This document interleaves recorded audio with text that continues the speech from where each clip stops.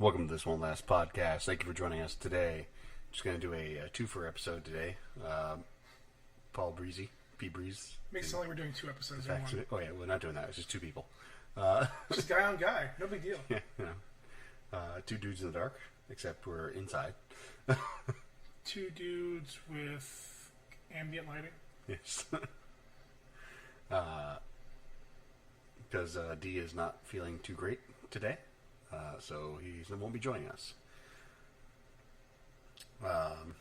All that being said, we're still going to bring you all the news and fun and personal opinions that you have come to expect from us, our two listeners. Thank you, Sean.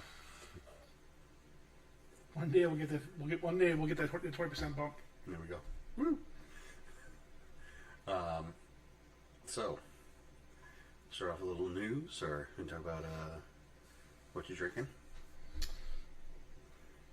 Well, first things first. How are you doing, man? Like, just emotionally, how are you doing? Tired. Emotionally tired. I get that. Emotionally tired, physically tired. How about yourself? How are you emotionally? I mean, feelings of a quiz. It's true.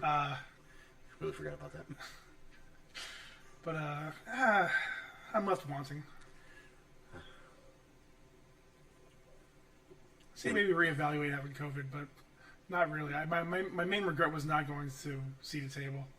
And being a super spreader. Oh man. Like, part of me will go, like, I'll go to my deathbed regretting that. Small part of me. Showing up there and going, yes! I'm good. Oh, man. I will say this. It has made me more aware, so, like, since then, I've been wearing my mask in public. Because I just don't want to associate with those people anymore. True. What do you mean, those people? Oh. Those people. Those people. You know who they are. Besides that, drinking seltzer and a mule. Very nice. Not a seltzer mule, seltzer and a mule. Because I think there is a seltzer mule coming out soon enough. Probably. I mean, it's just a matter of time. Because we live in a flat circle. Because we live in a society entirely devoid of the concept of irony or any level of self-awareness. Despite constantly projecting themselves as being very self-aware. Speaking of which, I'm drinking a Four Loko hard seltzer.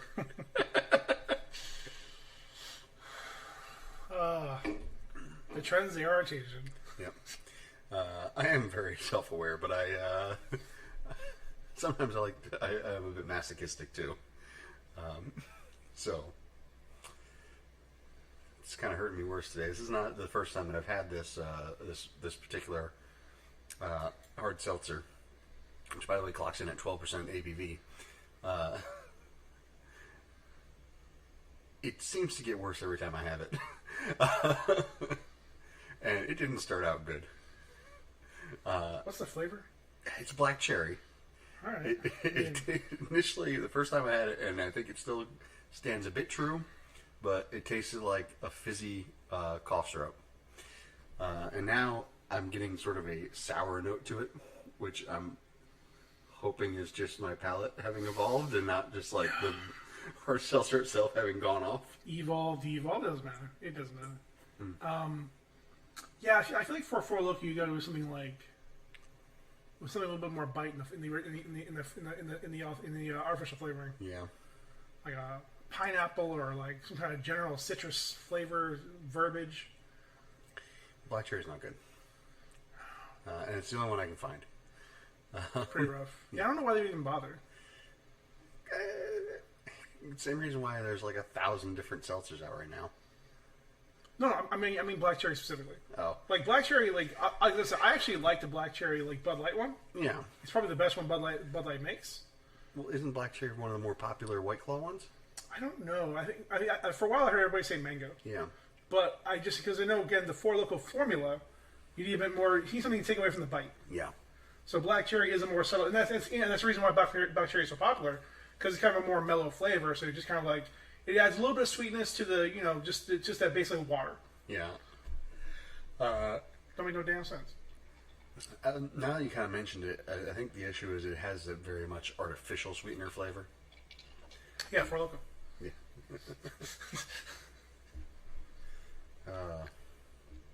All the real sugar is busy making alcohol. Mm-hmm.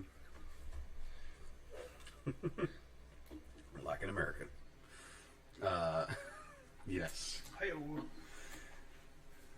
So, Paul Wall. Bit of sad news today. Yeah, I mean, besides D not being here. Yes. Because he's a bitch. He didn't sound too good. Listen, he got the COVID too, and it hit him pretty hard. Did you talk to him on the phone? I talked to him on the phone, and he sounded like he was barely able to talk. So, thoughts and prayers. Yeah. Although I still say we should have done the live stream, because then he could have done his ASMR. Nice. Ass mister.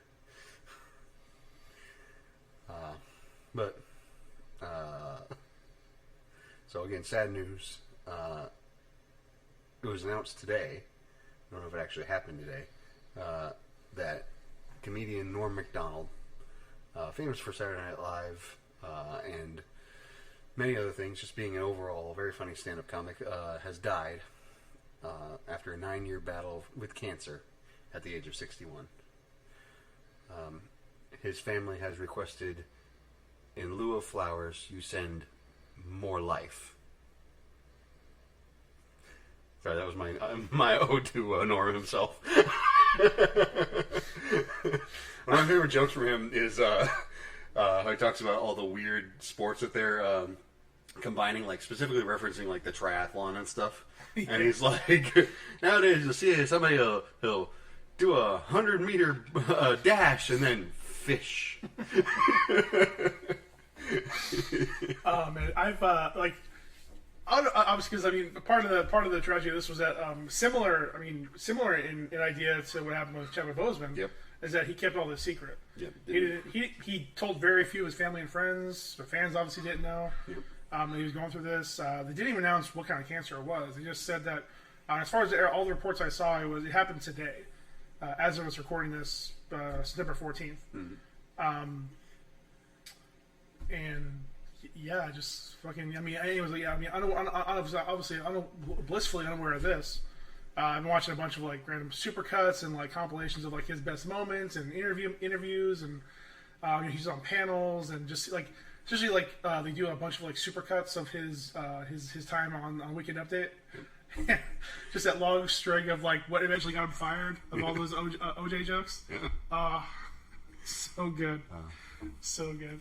And yeah, it's kind of not knowing exactly what cancer it was. Could be any number of them. Turns out, Weekend Update, cancer is bad. Again, not my finest Norm Macdonald, but he would appreciate the effort. Yes, I think so. He was a comedian's comedian. He was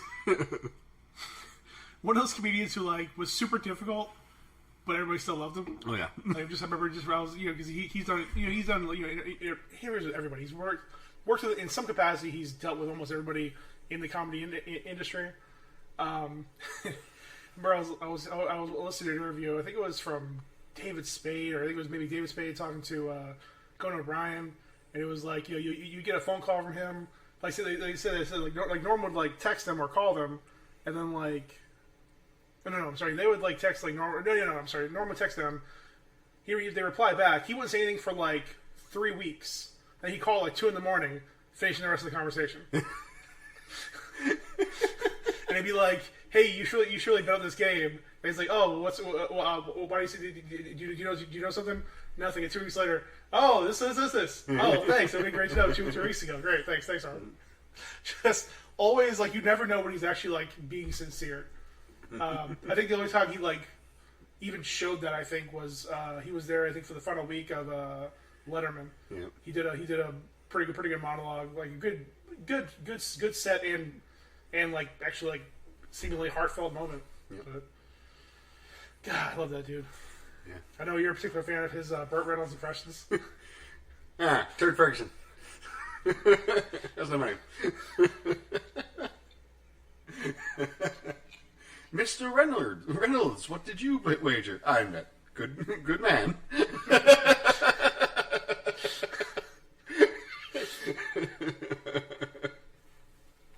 Oh man, yeah, not a wide range of impressions, but give that man a mic in 10 minutes of without people being able to leave. I mean, he didn't really do like impressions.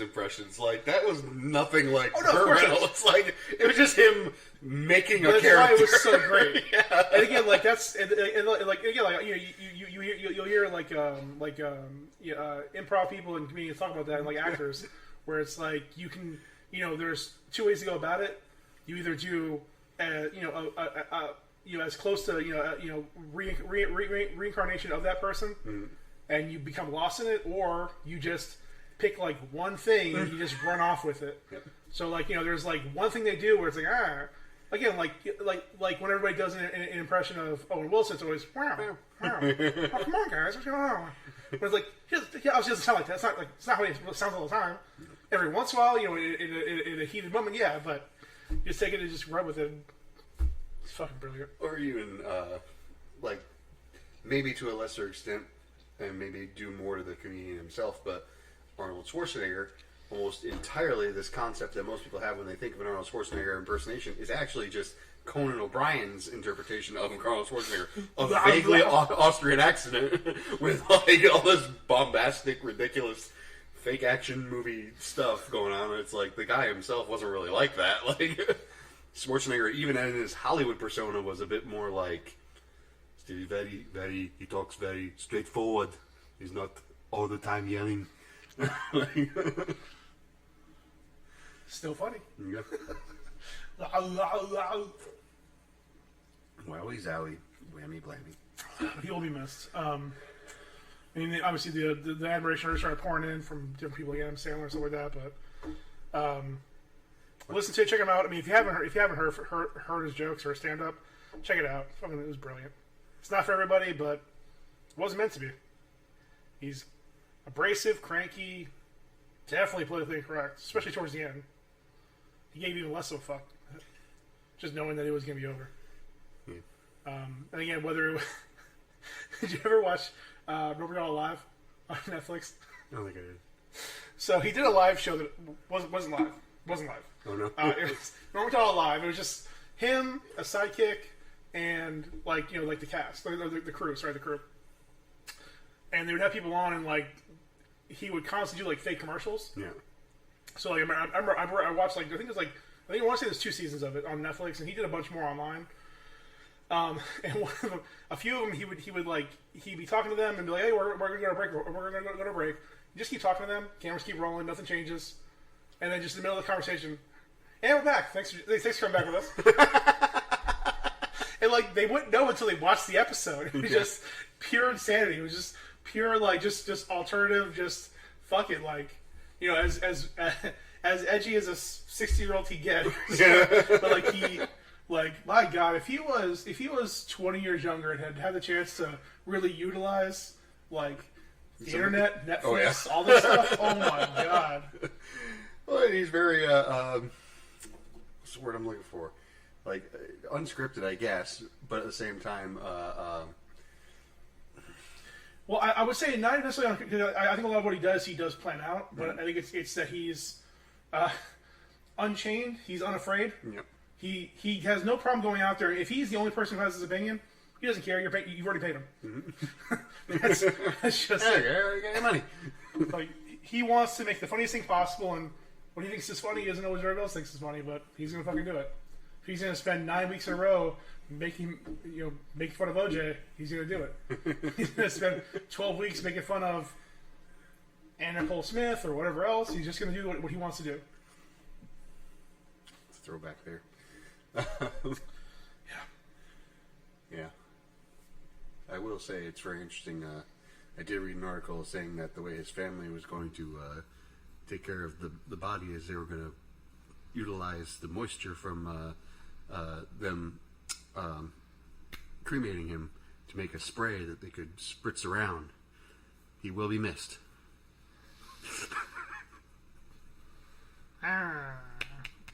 Yay, Ryan, that was funny. Oh my god, Ryan, you're so funny. Thanks. Who am I to deny our studio audience?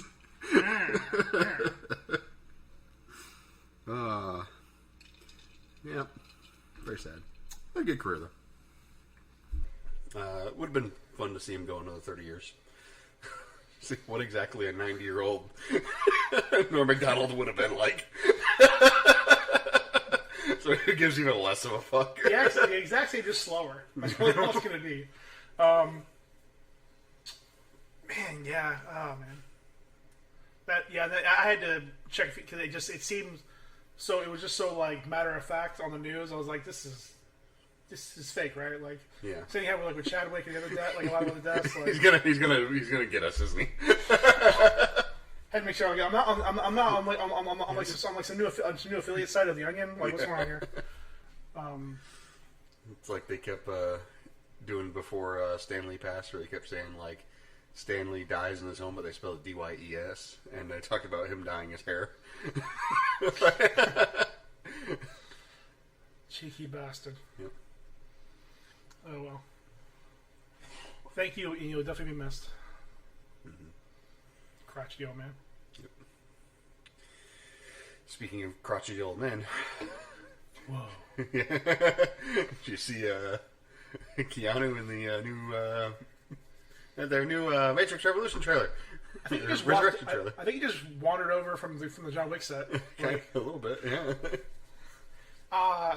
Okay, so I'm happy to see a trailer because we knew nothing before this. Yeah. We still know very little, and honestly, it raises probably just as many questions as it answered. And it almost, in part of it, feels like it's a misdirect. Like, it's a clear misdirect. It feels like a reboot without being a reboot. Like, they basically recast Lawrence Fishburne. They basically recast a bunch of other characters while still keeping Keanu and Trinity. Yeah. Carrie Ann Moss. Come on, Carry on, my wayward son. Damn. Yeah. Yes. Interesting to see Yahya Abdul-Mateen as Morpheus.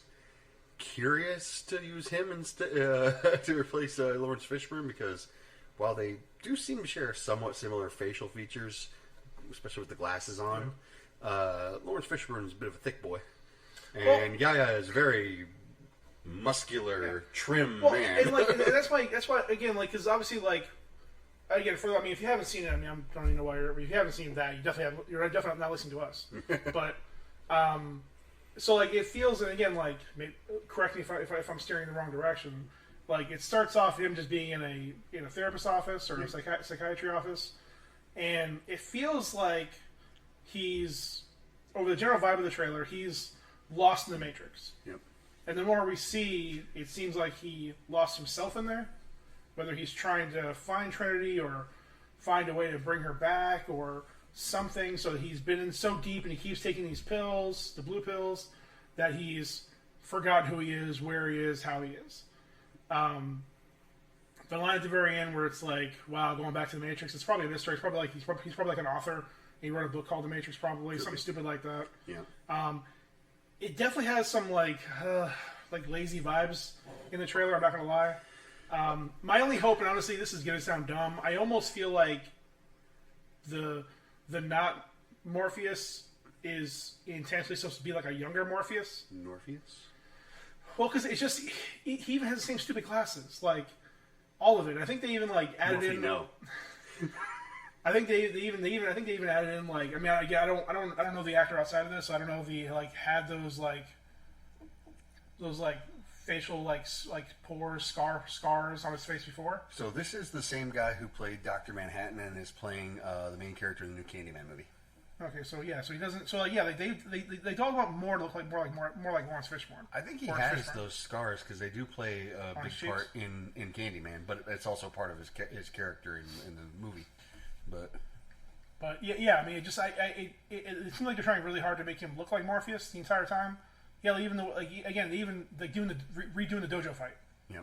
Like it's a lot of try hard energy. Is what I'm saying. Like it seems really weird. Like what they're doing in here so far. A little self-fillating. A little bit. A little bit. And again, I think I could definitely see why the other sister didn't want to get involved. Yep.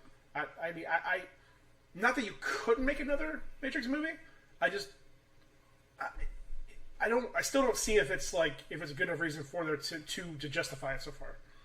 It just feels like they're doing it because they're like, fuck it. There's an opportunity. I need money to sponsor another a movie for Sense8. Yep. Like, I don't know. I want it to be good. Yeah. Looks fine. I mean, but it's just straight up Keanu how he is now. Like, he didn't get a haircut or shave at all. He's just John Wick Keanu. That's all it is. It's just the Keanu he plays in everything. John Wick Anderson.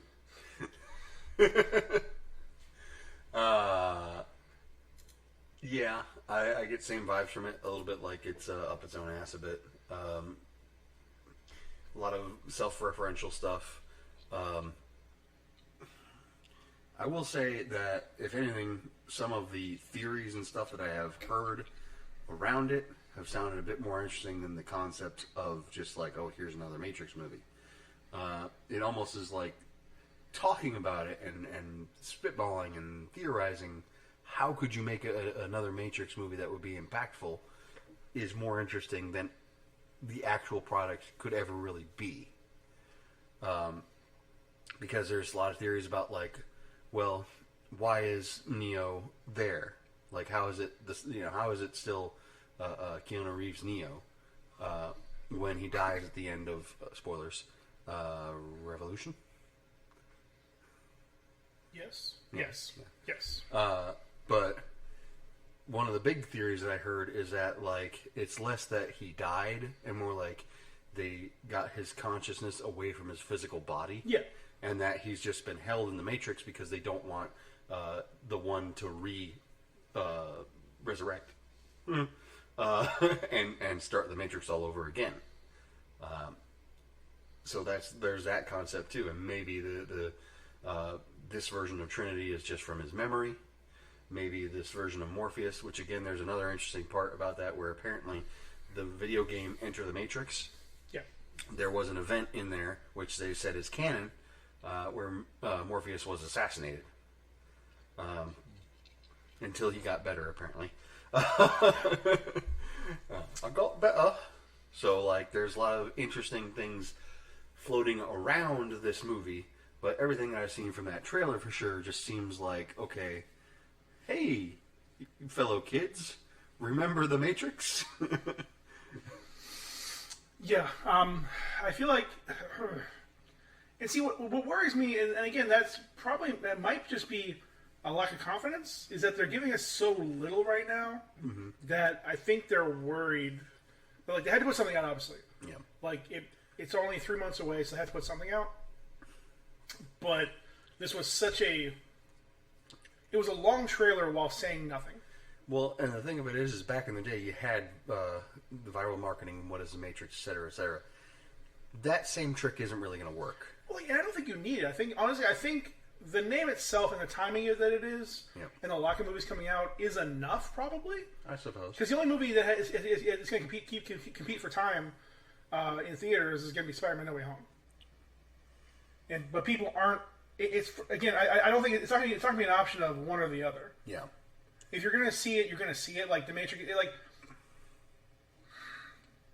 I think this movie is geared right now specifically for just fans of the Matrix franchise. It's not Coke versus Pepsi.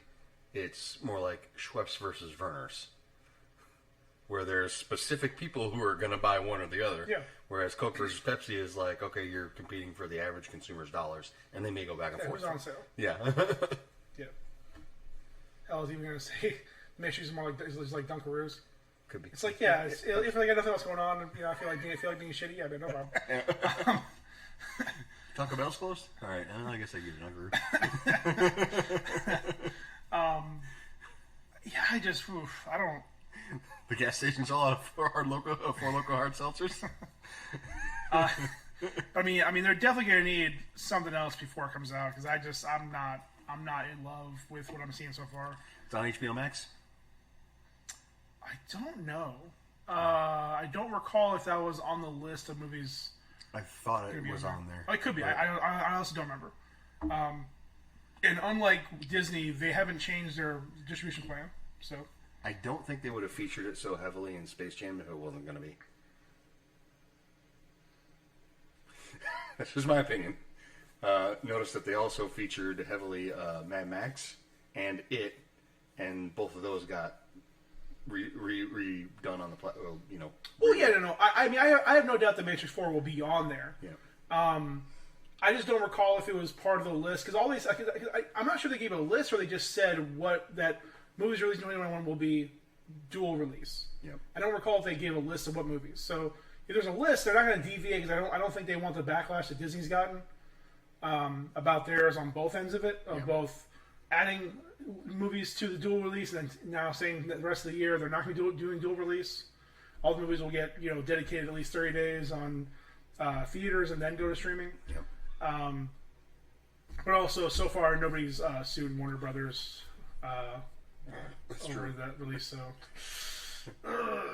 Darn, LeBron didn't make his Space Jam bucks back. I would say the only argument you could have would be Suicide Squad. Whereas, that may have done significantly better if it was only an in-theater release. yeah, probably. Under the right circumstances. That being said, that's hard to call because there wasn't really fond memories of the first one. I think within the genre, James Gunn is a beloved name. Yeah. But outside of fans of either superhero movies or horror, nobody really knows who he is. That man's got a gift for picking music. Not just vibe and all that sort of thing, but meaning. Yep. One of the biggest ones, there was an earworm for me in that scene where they first introduced Bloodsport, not on the beach but in the jail in Belle Reve, where he's cleaning the gum off the floor, and there's a song playing, and it's called "Sucker's Prayer" by the band Decemberists. The reason that it was an earworm in my ear. And I realized after I looked it up and what song was it and everything, that it was from that band who made its way onto my playlists at some point, my streaming playlists. And that band has a song called Mariner's Revenge, which is almost like a sea shanty / a gypsy tune that talks about a young boy who loses his father at a young age, and his mother is seduced by a vagabond, a rogue, who gives her syphilis, and she dies. And he spends the rest of his life trying to find and kill him, only to be swallowed by a whale, where the both of them are taken into the belly of this whale, and and then that's the end of the story, is that he kills him inside the whale. Totally different song from Sucker's Prayer, which is, as best as it could be described, a suicide sing-along. And it's about this guy who's gotten so lonely that he basically tries to kill himself. It's more complex than that, but one of the first lyrics says that he gets about a depression, and when nobody cares, nobody answers him, he wanders off to find a pond, puts rocks into his pockets of his pants, and then as he wades into the pond, the current carries them away. And he's just upset with it. The layers that apply to that movie, that scene, because the other thing is, the songs is, the refrain is, I want to love somebody, but I don't know how. And again, you're talking about Bloodsport, who's just basically this abused character. This guy whose father basically mistreated him. He's been a killer his whole life, and learning how to make friends. And pretty much everybody in the whole movie learning how to make friends and be on a team and everything. It's man. I mean, very relatable stories. Yeah. Gunn knows how to pick them. And maybe I'm giving him too much credit. Maybe it wasn't him who specifically chose that song. Well, but yeah, I think he more than other directors makes it a point to utilize that. Like, again, not just out of, again, like many directors obviously have a strong utilization of score and things like that, but he focuses his energy so much into finding the right just song. Right record. The right record to play at the right time. He was just like a little 10-second, like, just hit real fast. Just hell. I mean, again, he does it so well that in the same movie he used the same song twice, and it fits perfectly both times. Like it just feels so good both times. The chain, yeah, and I still tear up when I hear that song. It's so it good. Still hits me. And the funny thing about it is, you compare that to the first Suicide Squad. Don't want to talk about it. Their use of oh my god, songs. So bad. It was awful. It was such pick me energy in that first one. Yeah. It was just trying so hard to be Throwing James Gunn, like it was trying so hard. I watched the whole Fear Street series on the trilogy on Netflix, and they had a bit of the same problem, just a better movie. But they had the same kind of thing where they just kept throwing random songs in from the era to be like, hey, we're in the 90s, we're in the 90s, we're in the 90s. But I'll say that's also one thing that and again, not to shit on it, keep shitting on it, but what WW84 missed, it had like zero songs from the 80s. Yep. Hell, the one song they used for the trailer wasn't even from when the movie was happening. That being said, I think because I love that song. Huh? I will forgive it because I love that song. That being said, to kind of bring things back to the origin point, I think a bit too much on the nose to use White Rabbit for the trailer. I think so too. Especially with the consistent Alice in Wonderland imagery as well, and specifically putting the fucking book in there. Yeah. I think that screams lack of time. Mm-hmm. I think probably because, again, like, Lana isn't used to doing these projects by herself. Yep. So having to do a lot of stuff, and again, maybe the team she wants to have, she doesn't have everybody she wants with her. Maybe they just wouldn't make or find the right song they wanted to use. Could be. Or again, maybe they just want to do it as just make it more accessible for non-believers. I don't know, man. I mean, I don't know what they're going for, because I think people our age and older were more or less into it and probably have gotten into it. The kids, I don't know. And again, like, picking a song 2 to 3 times older than the movie you're bringing back, I'm not sure that's the right game plan either. Yeah. Again, while you already have, like you said, several references to Alice in Wonderland already in your trailer. Yep. Like, yeah, he does says, let's see how far the rabbit hole goes, but we don't need to keep doing that, guys. But and that's the thing is, like, that was like the only Alice in Wonderland reference in the first movie, and they don't even keep going back to it. But they really just hammer it in this trailer. Nope. The only thing that happens in the first one is they show. Well, no, actually, no. I think total. The rabbit with the girl. Well, yeah, the rabbit tattoo. Going the rabbit down her boat. I think at some point somebody makes a comment about the Cheshire Cat. Mm-hmm. I want to say, but I think that was more about somebody's like awkward smile. Yeah. I may just be thinking about the movie. It's totally possible. I haven't watched The Matrix in forever. Closest I came was probably the same as you watching The Caravan of Garbage from his Sony movies. The other consideration to this may be that having this one having been made after the Wachowskis' transition, and much of it coming out, not intentionally using that word, but much of that coming out, like, the first movie was, to most people didn't even realize that it was apparently a bit of an allegory for a trans person's, journey. Mm-hmm. Because there's a lot of religious allegory on there as well, and I think that yes, both of those are true in my opinion. Well, I think it was vague enough where it's enough about finding yourself. Yeah. About finding your path. I think it was vague enough of that it didn't jam down your throat. So that, yes, you can very, very easily, and obviously with what's happened, very easy to see that it was, that messaging was behind it. Mm-hmm. But they did enough where, again, like, it's just a more general, the way it's told is a more general story about it. More general story about finding yourself. Go ahead. But just to the point I'm vaguely trying to make, is that now that that's out there and it is front and center, you are going to lose some of that subtlety as a storyteller. And how are they going to deal with that? And maybe that's part of the issue as to why there's so little subtlety in the trailer. Yeah. It may not speak to the movie at all. It almost feels like Lana didn't want to put out a trailer, but the studio forced her hand. That's what it feels more like, because it's a very by-the-numbers kind of trailer. It almost gives too much away while not giving anything away. So it's a very matter-of-fact trailer. Like, it tells you, like, hey, we're going to redo a lot of these things. Take it or leave it, I guess. I don't know. It's just, it's a very odd approach to it. Yeah. It's very, again, like, the music is, it's just super obvious. And I don't know if it's better or worse that they used a combination of the original song and a score. Yeah. Like, I almost feel like had they chosen a cover, it may have been a little bit less obtrusive, a little bit less noticeable. Had they done anything but that combination, I think it would have been less of a problem. Had they done just the song, had they done just the hits, Yeah.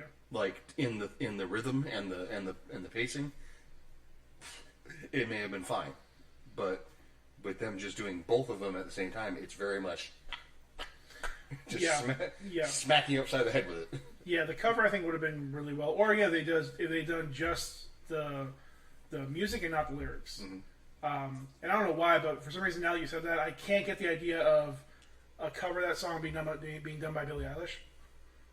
Fits. Oh, not that she would do it, because she's way too much money right now. Still enjoy her cover of Bad. Oh, right, no, not that she wouldn't do it. I think like if she was approached for it, I think it would probably cost too much to do it.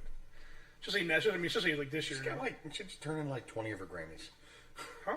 She just turned like 20 of her Grammys and Tonys, whatever they are. What do you mean turn them in?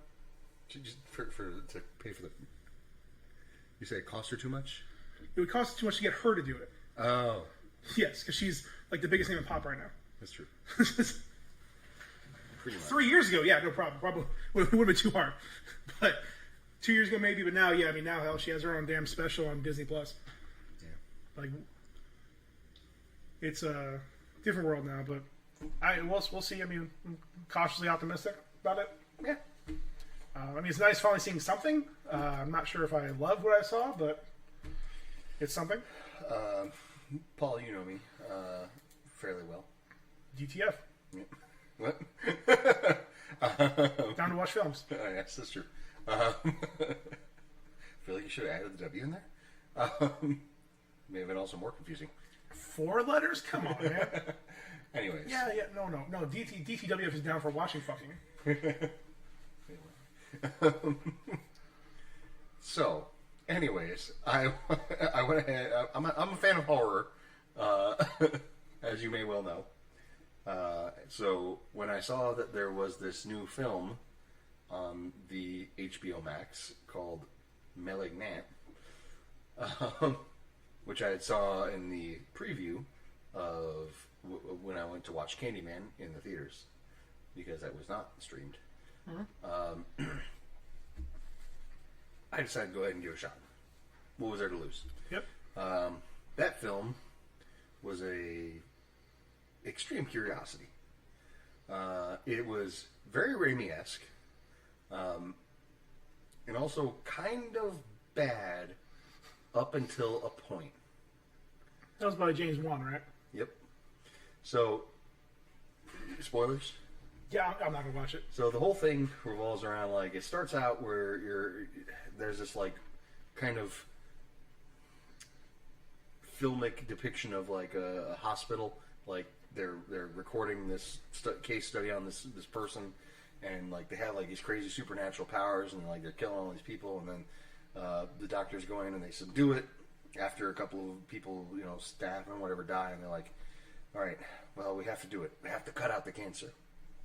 Fast forward later to this woman who's in a clearly abusive relationship. She's pregnant, and she's basically gets into an argument with her husband after the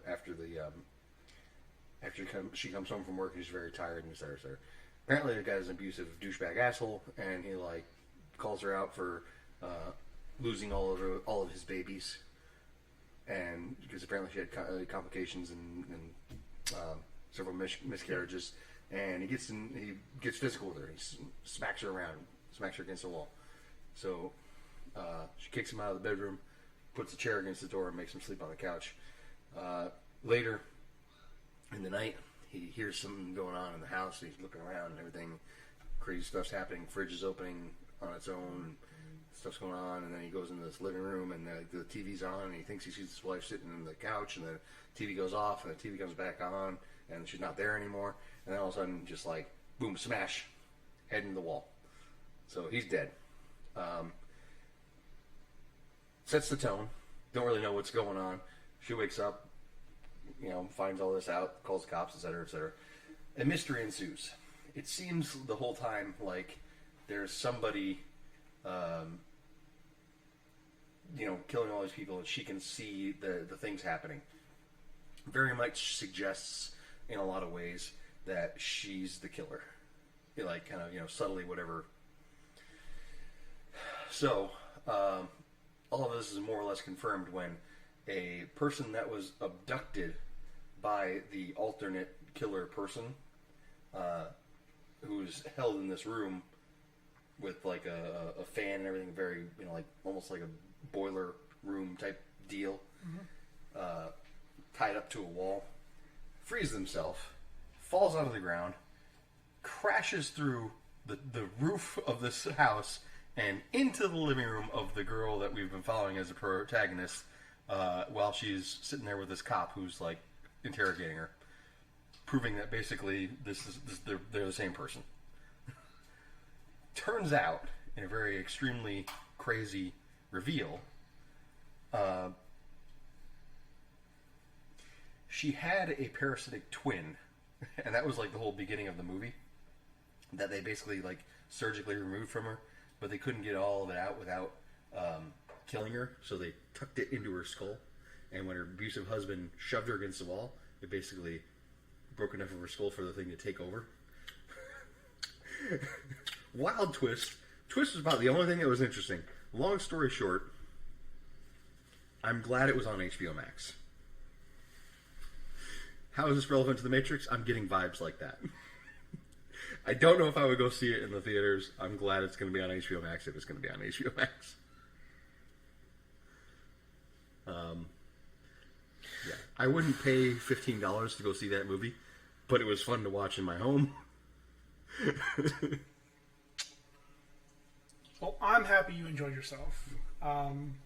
It was a ridiculous fucking premise for a halfway decent horror movie with some interesting roots.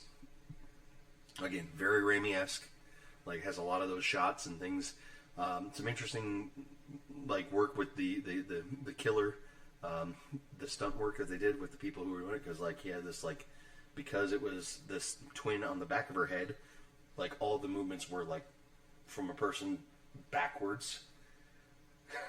Like, it's crazy to watch. And there's this whole scene in a police station where they basically, like, kill the entire precinct. And it's wild. So if you got HBO Max, check it out. If you don't go to see the theaters. Go to the theaters to see that movie. I hope that I'm wrong about the relation to the Matrix, but it just has vibes like that. Where, like, if I watch it at home, I'll be like, this is alright. But if I spent money to go see it, I'd be like, ugh. Why did I do this?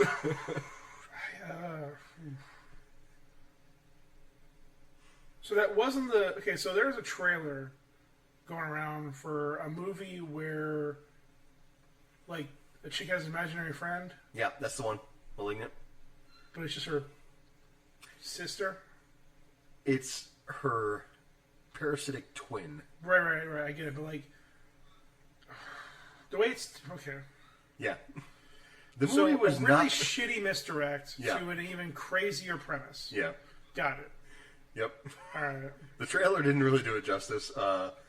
It was, like I said, I'll say this. Up to the reveal, like, I was kind of like, whatever, this is fucking bullshit. I'll say this. I'm happier with that because I feel like if it had been her imaginary friend, then, like, why'd you spoil it in the trailer? Yeah. So that makes more sense in giant quotation marks. It never really explains why they have, like, these supernatural powers, like, they can control, like, electronics and shit. Have you met Twin? They're fucking creepy. Like, Zyrana? Fucking creepy. I don't know. It's like they've got superhuman strength and stuff too, and that's even like addressed when inevitably in the end she takes back over, even though these white chicks do kegels everywhere. It's insane. Just break you. Yeah, it's never really addressed the fact that she like murders like dozens of people in her parasitic twin form. The movie ends fairly abruptly, but that's for the best. Yeah. All horror movies should end abruptly. I suppose so. Candyman was pretty good. I won't go into that one. Because it's been longer since I've seen it. So save for live episode. Gotcha. It was good. It was less slasher-esque than I would have liked. It was definitely more focused on racial injustice and whatnot. Yeah. To where it was more about like reclaiming the story of the Candyman as a means of like fighting back. Like it was cool. I thought it was really good, but it warrants more in-depth discussion than we have time for. So, Spider-Man 2 had a game trailer that came out. Alright, so I was excited. Speaking of Tony Todd, there we go. Did it. We did it, guys. So, okay. So, again, if you didn't play the first Spider-Man game, I don't know what to tell you, man. Just play it. It's fucking great. Yep. Like, that came out in the year of Spider-Man. Like, it was a good fucking year for Spider-Man. It was already, like, I'd say easily jumping, like, the top 5. I'll be cautious and say top 5 Spider-Man things. Followed by the number 1s into the Spider-Verse. Number 1 Spider thing. Bold move not going with Brand New Day.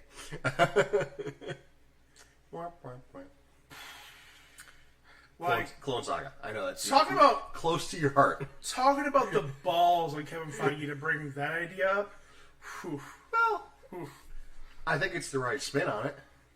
I think it's the right way to like approach that and put that potentially on film and get the idea and the curiosity. You know, at first you have my curiosity, now you have my interest or my attention. Sorry.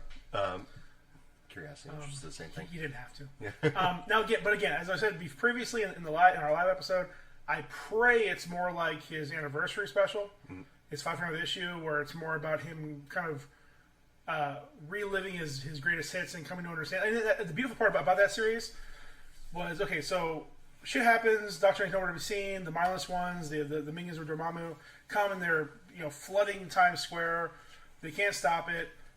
The geniuses of the superhero world, Reed, Tony... Genius Eye? Reed, Tony, somebody else, I forget who was there. They decide to... McCoy? Tim? I don't think he was there for that. But there's like 2 or 3 of them, and like Thor's there, somebody else. So they decide... Reed's idea is Geniuses? to try to... Just saying he was there. They're trying to kind of like reverse the energy, bringing the Mindless Ones to New York. So they use... they find a way to funnel Iron Man, Thor, and somebody else. I forget, there's a third or fourth like energy-based character there. They find a way to kind of funnel their energy into a machine that Doctor Strange made up, Reed Richards made up, and they shoot it into the portal.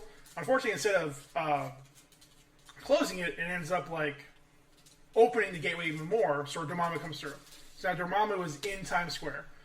That's right when Doctor Strange shows up. He shows up just in time to tell them not to do it, but it's already too late. They've already started doing it. So then Strange and Dormammu start fighting, and while they're doing these like crazy intricate, like hundreds of spells at one time fighting each other, Spider-Man swings in the middle of it, trying to like help or stop something, ends up like fucking up the incantations, and ends up getting shot back all the way back into his early history. And what he has to kind of do is, so it kind of like cracks their reality in a moment. So Strange has to lead him from that moment to where they are now. So he has to relive all of his highlights and his fucking worst moments. So it's like, fighting Sandman for the first time, and Goblin being stuck underneath that building trying to get the medicine for Aunt May, and all that bullshit he had to go through for everything. Seeing Gwen Stacy die again, like thinking, even like with the false hope of thinking he can save her the right way this time. It just gets fucking physically and emotionally just fucking drained. Still has some muscle through because he has to get back to that point. Finally gets back to the point, and it's up to him to stop all these characters from doing it. So again, it's Thor, Reed, Ben Grimm, Daredevil, Tony. Again, like many of the New York-based characters. So 99% of Marvel. He is able to convince them to hold off and wait for Strange, and that's kind of like what he had to kind of come to terms with that, because at that point still he was a loner. He wasn't on the Avengers yet. He was still just like a guy who like. He was just as worried about missing his rent as he was about saving the city. Just a lonely loner, living alone. He was still a Wolfpacker 1, and he like actually felt some accomplishment because now all these larger than life figures trust him enough to not do the thing they think is going to work, and it works out. Strange gets there, is able to stop it, close it. And as a nice little, again, kind of more of a nod to just as much a nod to the fans, Strange leaves him a gift, and he's able to talk to Uncle Ben for like 5 minutes, 10 minutes. I think he says an hour in there, but whatever. It's like a few panels. It was just a really neat, like, again, like nothing was changed at the end of the story, but it was a nice anniversary while still like, and throughout that whole thing, they also utilized a bunch of artists from the. I think you're wrong, history. Paul. Something was changed. Arts.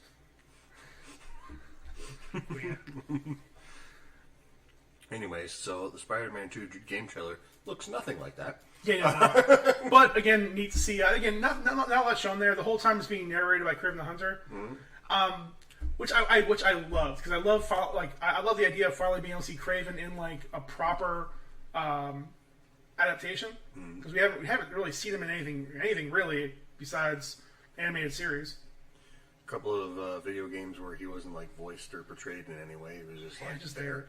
Now, part of me still thinks he'll probably end up being very similar to how Taskmaster was utilized in the game, where it's more like Kraven challenges around the city, where he'll come out and like challenge you do different things and small things around. And he'd probably be a little bit more involved in the story and things like that. Again, they show Venom, which you were telling me before this, because I apparently missed that part, or didn't get that far in the DLC, because it wasn't part of the main series, main story, I don't think. Although I didn't finish all the labs. That it was gonna be Harry. That's the way it looks. It looks like Venom is, and the symbiote specifically, is going to be something that Norman is using to heal Harry, because Harry is apparently very ill in the games. Yeah. Venom does show up at the end of the trailer, voiced by none other than the original Candyman, Tony Todd. That's neat. But then I had like a kind of a setback where I realized it's coming out in 2023, and assumably probably the same time as the last game, like September, like mid to late summer, probably at the earliest. Right now, they're expected to have in January of 2023 the Kraven movie coming out. That seems unnecessary. Starring Aaron Taylor Johnson. Yeah. Again, I don't want to say no, because in the back of my mind, I remember being one of those quiet people saying, "Really? The guy 10 Things I Hate About You. Yeah. For people not 40 years old, this is talking about Heath Ledger when he was announced to play Joker. Well, and the thing about it is, like, I almost feel like, as much as I do think they did a good job casting Jared Leto as Morbius, he would have made a pretty good Kraven the Hunter. Listen, and I don't want to have like a fixed idea of what Kraven is. Yeah. I mean, there's the best version that we've had so far. I mean, granted, it was in the comics, but even like the cartoon from the '90s, did a pretty solid job. Yeah. And again, obviously changed the outfit. I perfectly understand if you want him to have a lion face vest. I understand that entirely. I understand that. And change the ballerina shoes. I get all that stuff. Yep. But you gotta have a certain look, and I just don't see Aaron Taylor Johnson with that. If nothing else, just his voice. Like, I think physically he could probably figure it out. Yeah. But he always sounds like he's like 19 years old. Yeah. He's never sounded grown up. Like, granted, he's not old as shit, but he's weathered. Yeah, he's not much younger than us at this point. I mean, he was playing a 18-year-old or 17-year-old in Kick-Ass when he was only a few years younger than us. Yeah. I mean, I don't know. I actually never bothered to do the research to find out how old he actually is, but he can't be that old. I mean, that young. He's old enough. Not too old for this earth. He's been in movies for well over 10 years now, in like adult content. Really? I feel Calm like down, I calm would have down. known. Calm down. Born in 1990. Okay, so he's still 30 to 31. 31. So, I mean, he's not like super young, but he still sounds like he's fucking like 18, 19. Like he still has a really young voice. And again, you know, I'm not looking for like a Tom Hardy, but somebody who sounds weathered, like sounds like they've been through shit. Yeah. Like sounds like they've hunted the best of the best. Like they've done shit. Like Somebody like Tony Todd. it all comes back to Tony Todd. Mm-hmm. Speaking of weathered, Jeremy Renner's face. True. Yeah, I'll be honest. This is gonna be a hot take. I already missed his haircut. That shitty ass faux hawk he had, or shitty ass bro hawk. I already missed it. I'm more interested in the story. Of the bro hawk. Yeah. Why? Why did you take the time? He's being edgy. I get it, because Ronan has a sword.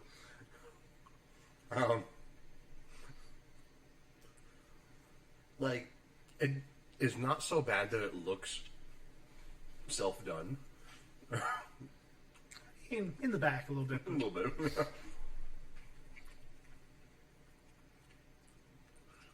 And, like, there's not really comic book precedent for it.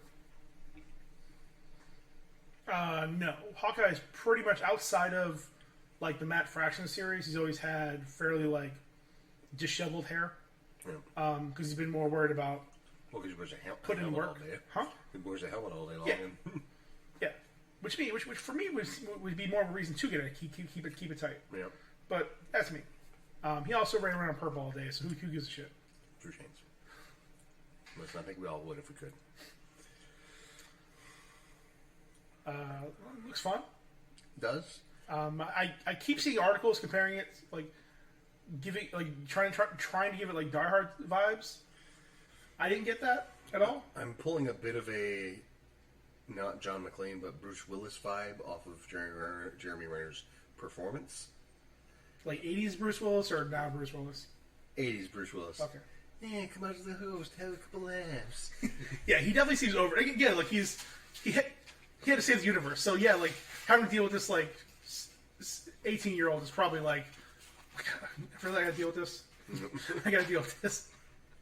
This is what's next. Fighting aliens and robots and wizards. And, Now back to fighting Yakuza. yeah. Thanks, Kate. Yep. Haley Steinfeld as Kate Bishop. Don't know enough yet. I'm sure she's a fine actress. I enjoy her. I mean, I've enjoyed her, and again, I think she's playing a very similar vibe. Probably again more not as like inept, but similar vibe to how she was when they utilized her in the Pitch Perfect franchise. We're a bit more not naive, but just unaware. Fair enough. Or again, because at this point, Renner's been an Avenger for 13 years. Or it's been 13 years since he was first an Avenger. Yeah. So he's been through all this shit. He spent 5 years just fucking being a murderer. So, like, now all of a sudden this fucking, like, 18-year-old, and again, before that he was a soldier and a SHIELD special ops guy, and he's been through all of this. He's been doing all this shit since before she was born. And now he's just this chick who's a fangirl, and, she's whatever she's doing for the reason she thinks she's doing it. We'll find. I don't know how closely they're going to follow the comics. Yeah. But he's just like, man, really, like all he wants to do is just fucking go home. Yep. I get curious too, see like how far this is after the unblibbening. Yes. Well, we know that it's got to take place sometime after Endgame because of the post-credits scene of Black Widow. Because we know that Yelena Belova is going to be a part of the series, and apparently her motivation is that she thinks that Hawkeye killed Natalie Black Widow. Yep. Romanoff. So, minimum month to a couple months after Endgame. Oh, more than that, because his hair's all grown out. He's back with his family. Like again, like there would be a little bit of period of time of, and again too. Also realize like they're just going out for like a normal dinner. Like the world would be resetting at that point. True. Like for most of this stuff, I guess that is what we see in Falcon Winter Soldier. So like for most of this stuff, I've been assuming anywhere between 3 to 6 months minimum. Yeah. Post that movie. At least just because, again, it would take a while for like supply chains to be, to be able to try to catch up. Again, we're seeing this now with half the world not being gone, just transportation being slowed down a little bit. Yep. Like, shit is falling apart. Like, Coke is cutting back like 200 other flavors because they can't keep up. Yep. Like, small stuff like that. So again, like, the population... change after Labor Day. So the population doubling would definitely fuck some shit up. And again, obviously, yeah, just like we saw with the Captain Falcon Winter Soldier. Yep. And again, beyond Worlds whatever without else. Borders. I'm sorry. Worlds without borders. And again, whatever was going on in the other stuff. Definitely. And again, too, we also don't know. I think it'll take a little while for us to really understand the timelines of all this because we're going from a year of nothing in Marvel to getting 4 series, 4 in canon series, not counting What If. 5 if Miss Marvel comes out by the end of the year. Yep. So essentially 5 in canon series, 4 in canon movies, and at this point it's still very nebulous when all this is taking place. All we know is that it's probably all happening in 2023 in universe. Probably. I mean, okay, so they're very clear. WandaVision happens about like 2 to 4 weeks after the unblibbening. Pretty much just like right after. Yeah, right after. Yeah. So within the first month, she's going there. I think she goes there 2 weeks after to get. She finally figures out Vision's here. Yeah. And she breaks him out and goes there. Within 2 weeks, they've realized what's happening. She didn't break him out, but she didn't break him out. Whatever. I mean, she goes there. That was her intention. Yes. Until they like talked her out of it, and basically was like, "This is what happened."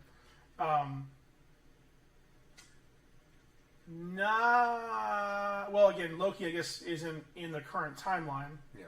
Well, isn't happening during our current timeline. Loki happens in 2012. Yes. So it's not happening. It's happening at all times while not happening at all. Yep. It's happening, yes. Outside of the timeline. It's happening, yes and no. Yep. Wibbly wobbly, timey wimey. Cougar Falcon Thunderbird is a few months because they're still like trying to figure out where everything's happening. Mm-hmm. So 2 to 3 months. He already gave away the shield. He's still trying to figure out his life and all that shit. Yeah.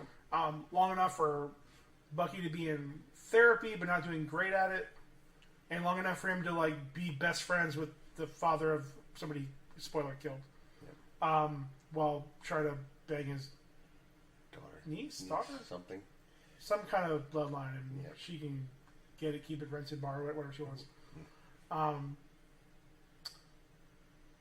So, and Shang-Chi happens parallel to Doctor Strange, but Doctor Strange isn't coming out for another year. Yep. Was that 2023? Sounds Who's right. coming out? Sounds right. God. So we have to wait a whole another year to see what they're doing while your boys. And again, that whatever happens in that movie is probably going to happen like without anybody even realizing it until whatever Fallout happens. So Eternals comes out in November, right? Yes. Far From Home comes out, or no, No Way Home comes out in December. Then's Multiverse Madness, isn't it? I could have sworn that I was looking at it today because they announced 4 more release dates, but not announcing the movies. Because they haven't finished Love and Thunder, No, that is and they just started on Guardians 3. that's Guardians 3 is coming out in 2023. Okay. That is for sure. Yep. God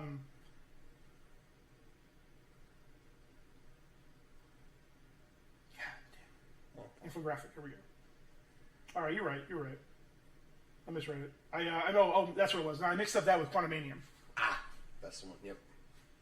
There is the For missing. some reason, Quantumania is coming out in 2023, dealing with the fallout of assumably 2 seasons of Loki at that point. Yeah. Hence the cane. But at least by the time we get to that, we'll finally be in the right year. Yep. We'll still be playing catch up because obviously this is all happening. I mean, at least a few months into the year. I mean, I'm assuming Endgame didn't happen on New Year's Day, so it happened at some point during 2023. Yes.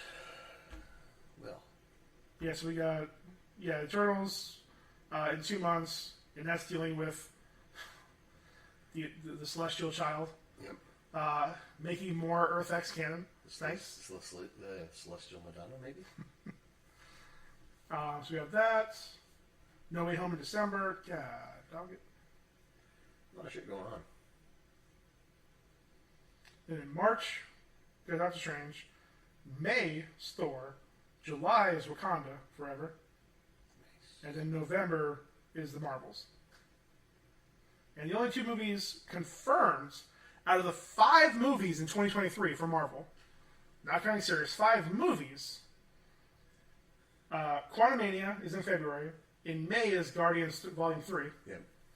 Then there's a movie coming out in July, October, and November. October, assumably, is going to be Blade. I guess so. That's what most of the internet has kind of like assumed. And I don't remember what the other movies are that are in flux. I mean, Fantastic. assumably like.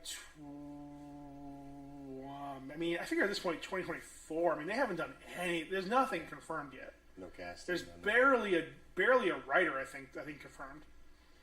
It's still super early. I don't remember what other movies they had. I mean, the only thing we know that they're going to work on for 100% is going to be X-Men and Fantastic Four. Yeah. But no, there's been no traction. I mean, assumably at least one or two of those movies in 2024 will be them. Captain America 4. Oh yeah. That would probably be 2023. Yeah. July 2023. But yeah, I don't know. I mean, one of those should be an Avengers movie. Are they going to have the new Avengers set up by that point? Or the Young Avengers? Well, by that point, assumably, we'll have Ant-Man and the Wasp, Lady Thor, Yeah. new Black Panther,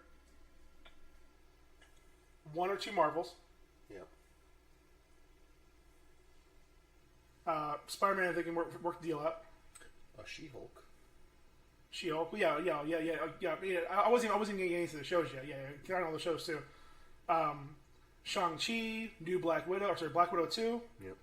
One or two of the Eternals can join. If they're going to get involved in that, it's depending on how well the movie does. Icarus.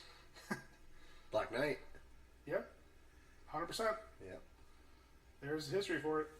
And then, yeah, I mean, again, whatever else. But yes, I mean, again, if we're looking at a 4-year plan for Phase 4, then it'd be 2024 we'll be looking at when they're going to do the movie. Yeah. Probably because, again, they got 5 movies in 2023, and if you're going to do an Avengers movie, it's got to be added before summer.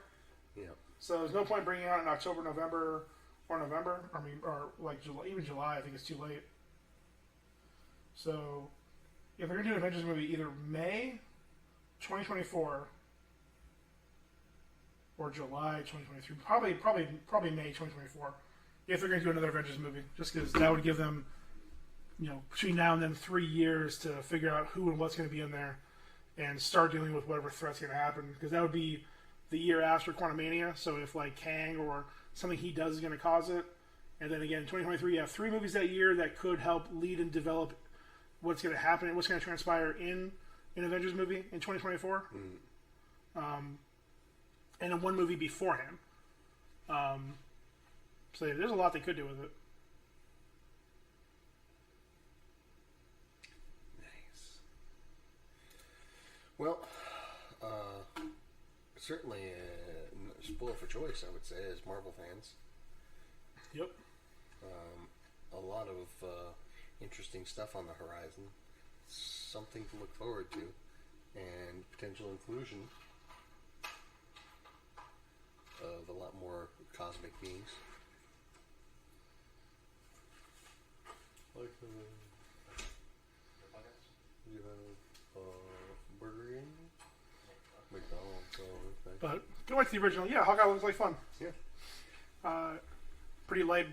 Yeah, I mean, like, I don't know, it's weird too because I don't think anybody's been a huge fan of Jerry Renner. Yeah. Especially not lately. In any universe he's been in, Yeah. even before his music career. Yeah. But he's been fine. But I mean, there's a reason why he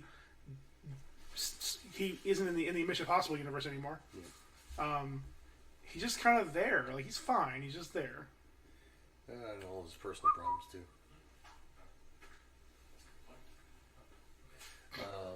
Still sticking in the Marvelverse, one of my personal favorite shows, WandaVision, has won several Emmys. One for Outstanding Original Music and Lyrics for Agatha All Along. Also, Outstanding Production Design for a Narrative Program, Half Hour. Nice that they had to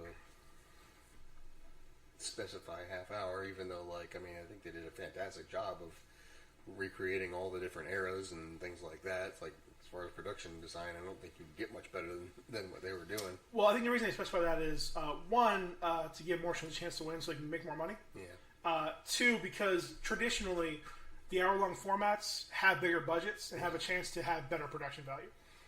And the last one that they won was Outstanding Fantasy / Sci-Fi Costumes. Interesting.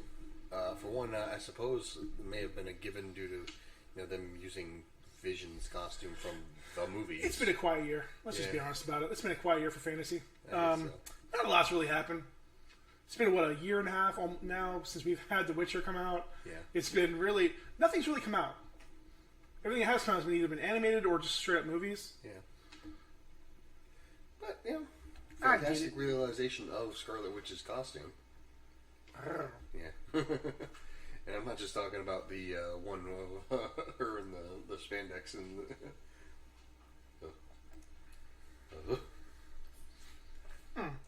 sorry, that image is now in my head again.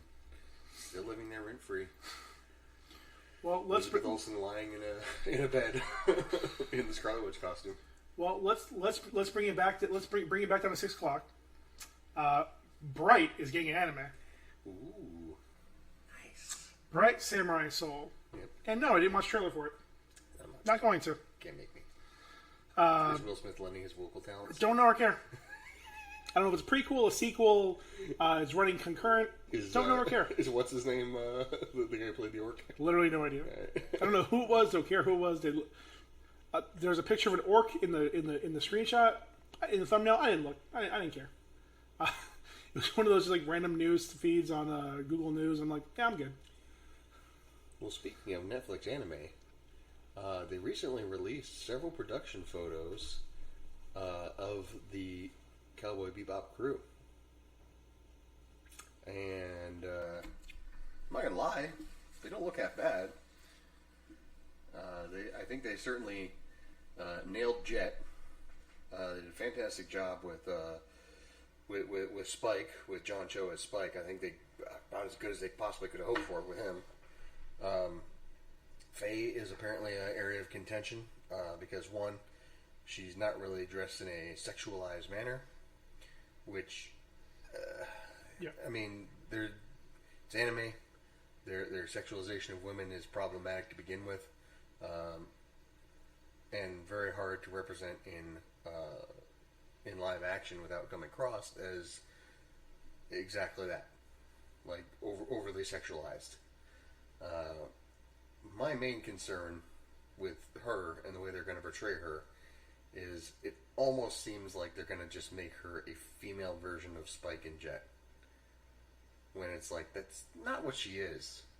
Like, she's more of a... She's a trickster. She's a manipulator. You know, Spike is a very easygoing but ultimately very tough character, and Jet is more of an analytical and straightforward, a straight shooter. And she is the one that kind of is the bane to their existence, more or less. And like it just seems, and I can't really tell anything from just a couple of pictures, that they're kind of going in that direction. Yeah, I mean, I wouldn't say I actively avoided it this whole time, but I just didn't care to look because, again, I've seen plenty of great cosplayers. Yeah. So a picture can look great. Again, my concern is, can John Cho really carry the vibe of Spike? I got it. Jet's again pretty straightforward character. There's depth to there. Actor. Yeah, and there's depth to there, but again, he was never the deepest of characters. He was again he was a straight shooter. He was a former cop doing his best while never really being a bad guy. Yeah. Might do things that are less than great, but again, he was still a bounty hunter, and he was still, in his eyes, doing good. A moral man in an immoral world. Faye was just trying to survive. Yep. And again, she used her body as just another weapon. Yep. Again, but also, wasn't fucking around. Nope. in either sense of the word. And don't get me wrong, out of all the characters, I do think that she's the one that would be hardest to get right. Oh, 100%. Just because it's a very tricky, slippery slope of like having that, again, being a very sexualized character, having her use her wiles and whatnot while still being fairly serious and also kind of innocent. Well, yeah, I mean, again, for like half the series, she spends being overly sexual while being an asshole. Yep. While being a hard ass, while being completely dependent on other people, Yep. while not wanting to acknowledge other people, Yep. until you learn about her backstory, and then just like the tragedy that comes with that. Yeah. And then, she doesn't change, but since there's a better context, she's less abrasive the rest of the series. Yeah. You can't blame her because she's just doing her best. And at that point, they're also because at that point the story really starts to pick up for Spike. Yep. And that's when the dynamic of the whole team kind of changes, anyways. And like I said, all four of them have their arcs throughout the series. All five of them have their arcs throughout the series. And I mean, obviously, one outshines the others. I can't even think of a storyline where a unresolved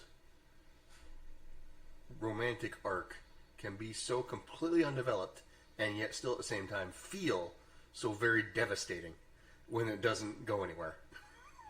as the Yep. tension between Faye and Spike, where it's like just at the very end of the series, something is there, and Spike is just so driven to go end his past, which she's finally resolved her issues, and she's like, "Don't go. You're my whatever." whether they're family, whether they're just friends, whether there's romantic interest. She's the only thing. They're the only thing that she has, and the only thing that he cares about is finalizing that section of his past. Yeah. Like, is just closing that chapter, because the one thing that he had from that point in his life was completely taken away from him. And the only way for him to feel resolved is to go end it, even though it's going to be his death. Yeah, I mean, there's a reason. I need to rewatch that. I mean, there's a reason 20 plus years later, 24 years later, this series is still talked about. Yep. It's still trying to be redeveloped. It's still on many people's top 10 lists. There's a good reason why it's fucking up there, man. Like, they do a really good job of, while telling you very little, giving you so much. It's insane. Yeah. It is. Again, one of the premier examples of when somebody, because when a normie thinks of anime, they're thinking of Naruto, Pokemon, or hentai. Yep. Screaming kids and tentacles come to mind. Yep. Not usually together. Not exclusive, but not usually together. This is one of the many things you could point to and be like, this is a productive art form. This is a productive medium. Yep. Like, not all anime is the same. Yep. We are not everything is Naruto. Some of the stuff is really, really good. Yep. Some of the stuff is a great. And some things that utilize the medium of animation. Mm-hmm. That things that you can't. Again, that's another reason why I'm like, yeah, you could do this in live action, but why? Yep. You could do Death Note live action, but why? I like you using "but why" when with John Cho because of Harold Kumar. Why? And hell, even like while I didn't hate it, and again, I'll die on this hill. I'm still a Bleach fan. Yep. Like, it does not need to be live action. It's a series that goes all over the place that does not need to be live action.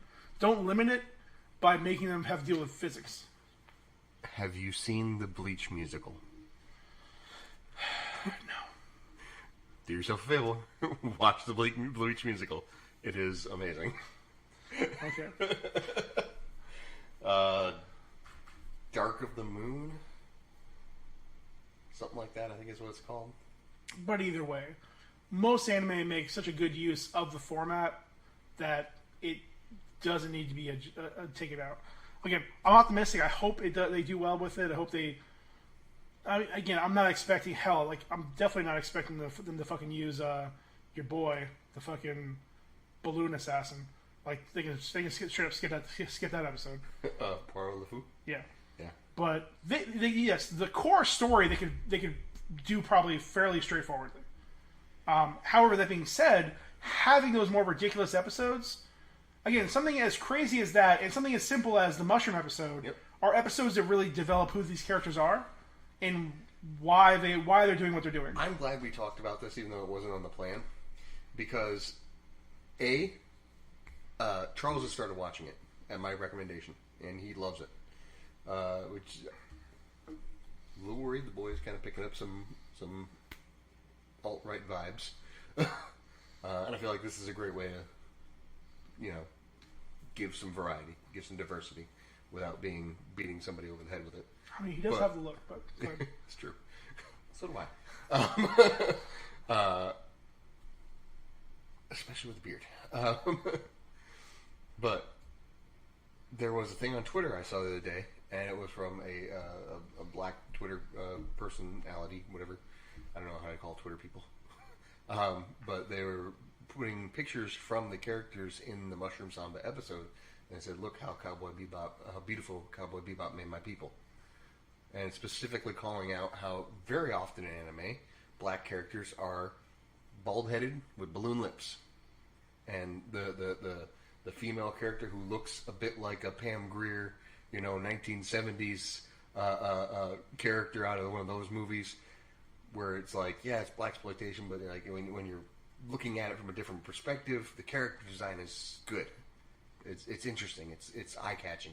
The guy who carries the coffin on his back, also black, and he actually doesn't follow that same trope of just like poorly animated, just a caricature, and it's doesn't have the racial history in Japan that it does in America, but it's still there. Yep. Like and just that anime did such a great job of just like bringing diversity and showing all these different things. And a part of that, apart from Shinichiro Watanabe being as good as he is, comes from the score, Yoko Kanno, who apparently just traveled, whether it was just the United States or the whole world, to make a lot of this music, to learn all these different things, to pick up all the blues elements, the folk elements, the jazz elements that appear in the soundtrack, which translate to the screen in the images and the characters and everything, and just this gorgeous fucking melange. It's a fucking jambalaya. It's a papaya. Or, not papaya, a paella, sorry. It's just a mixture of all these wonderful things that just blend together and create this new art form. And when I was talking to Charles about it, and I was like, it's hard to define what it is. I said, to be honest with you, the best way to define it is just the title. It's Cowboy Bebop. like that's the only way to really describe it. Is like, it's a western, it's a noir, it's a space fantasy, but it's still fairly grounded. And I really hope, my fingers are crossed for it. And I was very skeptical. But a lot of the images look good, and it's not just the costumes and whatnot. It's some of the elements of how they're doing things and the way that the sets look and things like that look like, okay, this could be something.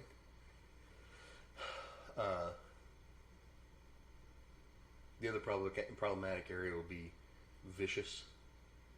And there was actually a article I read about it that was very interesting. It was basically talking about like Vicious is just one of those characters that is going to be extraordinarily hard to translate on screen because you hear and know virtually nothing about him. But everything about his character is conveyed through the images you see, the character design, even the voice of the American dub especially. You're just a beast who lost your fangs. And just the sharp angles of his face and the anger that is portrayed and everything like that. I don't know a lot of actors who can do that. And the guy that they got to play him, I don't know much about him. But it's a very interesting point that they raised up on that. Yeah, I mean, there's a chance they may lean more on Spike either explaining or his reactions to the idea of him and letting that kind of help build up the fear and the anxiety about him entering. Yep. Listen, man, since day one, I've been cautiously optimistic.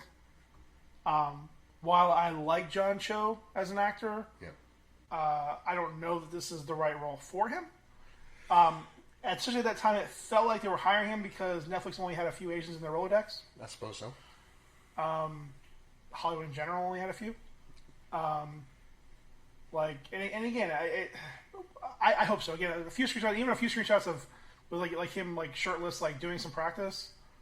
He put in the effort. Yep.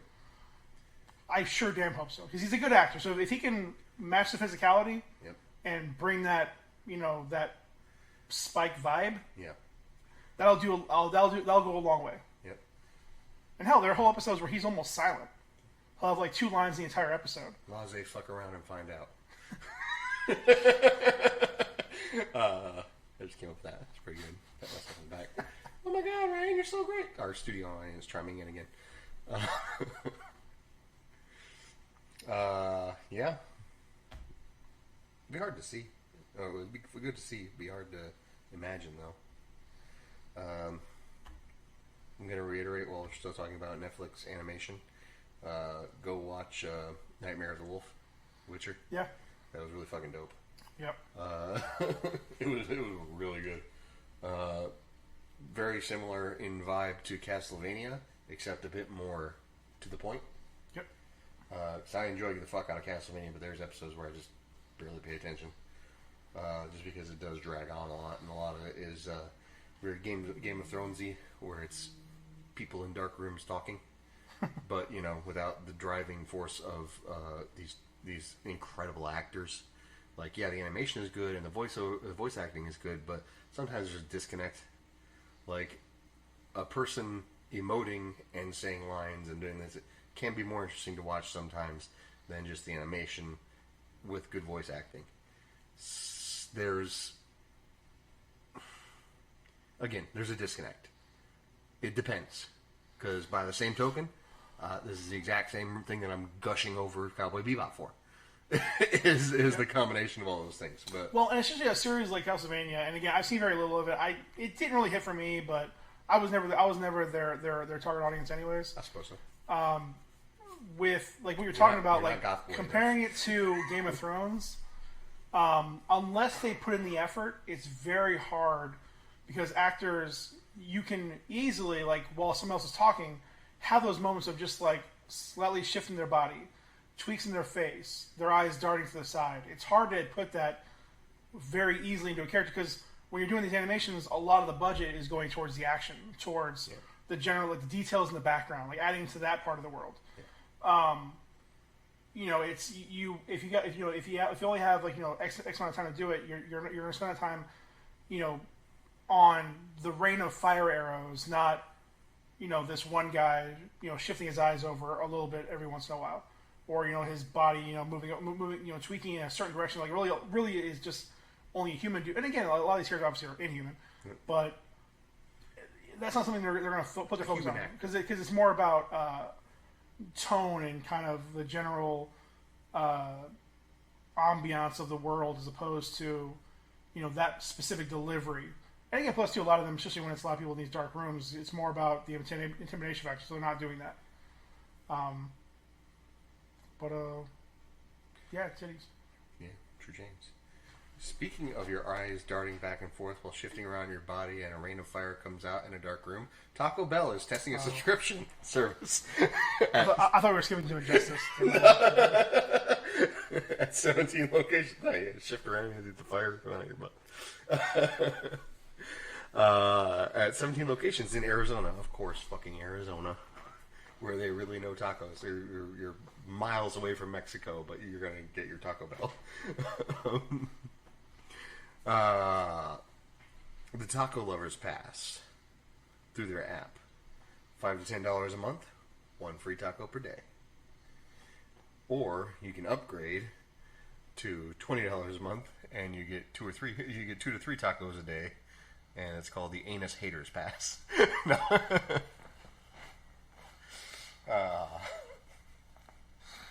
I mean, it's pretty ballin'. I mean, knowing that I could, wherever I go, like I could get a taco.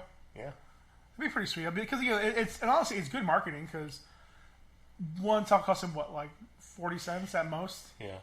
It retails for like $2 or $1.89. It costs you like 40 cents at most. And you're not gonna buy just one taco. Like only an insane person can go in there and just get one taco. Yep. Like granted, those people exist. At the least, you get a drink. Right. Yep.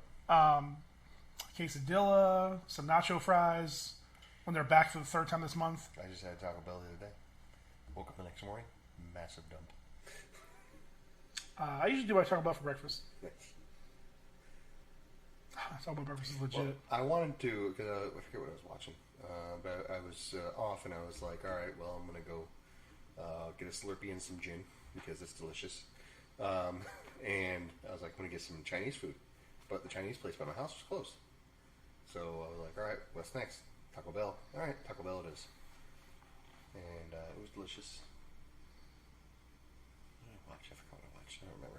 Anyways, I forgot what I watched. Sounds like a good deal. So, hypothetically, say you get your money's worth. 30 tacos in a month. Divided by $10. 30 cents a taco. So. Yeah, like, yeah. Even if you're just going there for one taco and saying, eat a dick, give me a taco. Yep. Like, Yeah, it's worth it, 100%. Again, tacos, a regular ass single Taco Bell costs like $1.89 at least, depending where you are. So already in 3 days you made your money.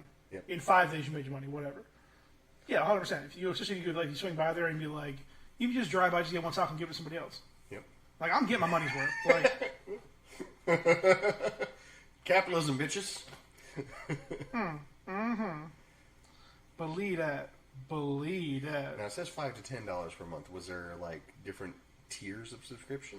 I don't know. There was all the information that was available.